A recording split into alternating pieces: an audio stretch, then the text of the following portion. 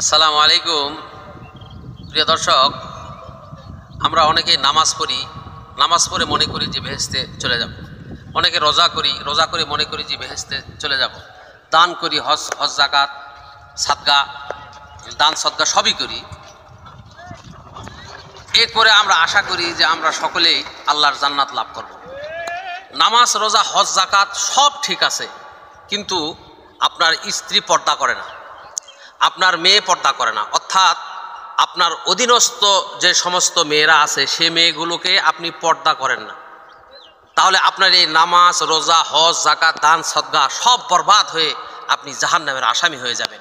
তাই সময় থাকতে নিজ নিজ পরিবারের মেয়েদেরকে পর্দা করার চেষ্টা করুন। আল্লাহ পাক আমাদেরকে দ্বীনের সঠিক বুঝ দান করুক, আমিন। তো এই ভিডিওটি যদি আপনাদের সকলের ভালো লেগে থাকে তাহলে এই ভিডিওটিকে সাবস্ক্রাইব করে আপনারা অন্যকে দেখার সুযোগ করে দিবেন এবং বেশি বেশি করে লাইক কমেন্ট করবেন।